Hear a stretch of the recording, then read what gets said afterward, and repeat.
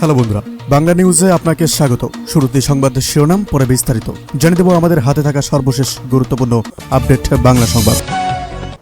রাষ্ট্রপতি মোহাম্মদ সাহাবুদ্দিনের ভাষণের ওপর ধন্যবাদ প্রস্তাব নিয়ে আজ সংসদে সরকারি দলের এমপিরা যা বললেন তাতে স্পষ্ট হয়েছে সরকারের আগামী 5 বছরের গোপন এক পরিকল্পনা। নতুন জাতীয় শিক্ষাক্রম কি আবার বদলাচ্ছে?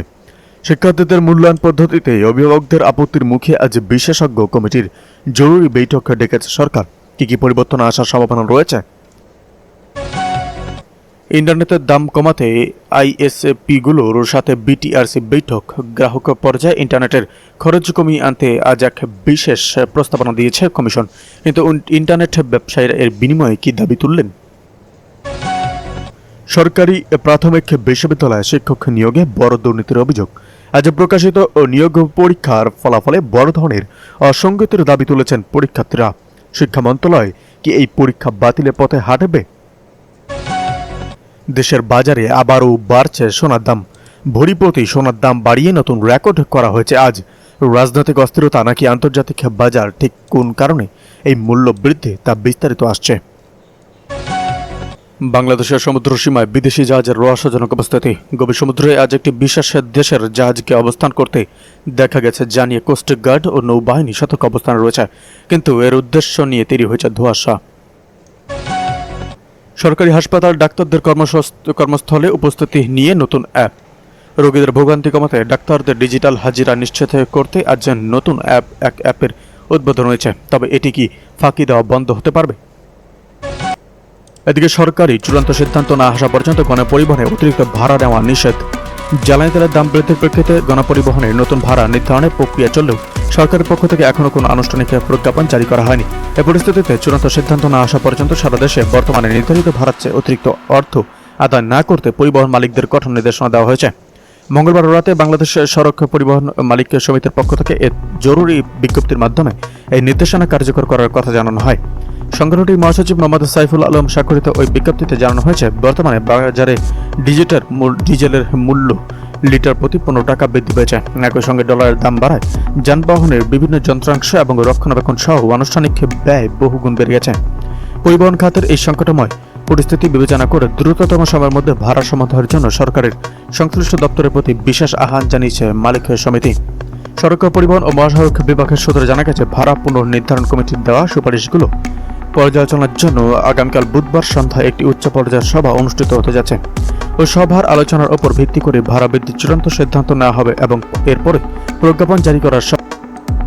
এদিকে আইনি মেয়র পেছে জামায়াত জোটের প্রার্থী হাতছাড়া হতে পারে আসন। ত্রয়োদশ জাতীয় সংসদ সংরক্ষিত নারী আসনে মনোনয়নপত্র জমা দেওয়ার শেষের দিন ছিল গতকাল মঙ্গলবার। এদিন বড় ধরনের আইনি জটিলতায় পড়েছে জামায়াতে ইসলামের নেতৃত্বাধীন 11 দলীয় জোটের এক প্রার্থী।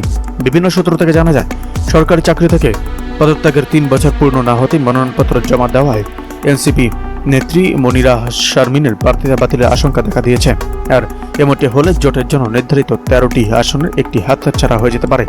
গণপ্রতিনিধিত্ব আদেশের 12 অনুচ্ছেদ অনুযায়ী গণপ্রজাতন্ত্র এবং সংবিধিবদ্ধ সরকারি কোনো চাকরি থেকে পদত্যাগ বা অবসরে 3 বছর পার না হলে কেউ সংসদ নির্বাচনে প্রার্থী হতে পারেন না। এই নিয়ম সংরক্ষিত নারী আসনের ক্ষেত্রে প্রযোজ্য বলে জানিয়েছে নির্বাচন কমিশন কর্মকর্তারা। জানা গেছে, জামায়াত জোটের প্রার্থী ও এনসিপি যুগ্ম আহ্বায়ক মানিরা শারমিন রাষ্ট্রায়ত্ত কৃষি ব্যাংক থেকে পদত্যাগ করেছেন মাত্র 4 মাস আগে। অথচ আইনি বাধ্যবাধকতা অনুযায়ী এই সময়সীমা হতে হবে 36 মাস বা 3 বছর। এই নির্বাচন কমিশন কর্মকর্তারা বলেছেন, নির্ধারিত সময় জামায়াত জোট 13টি আসনে বিপরীতে 13 জন প্রার্থী তালিকা দিয়েছিল।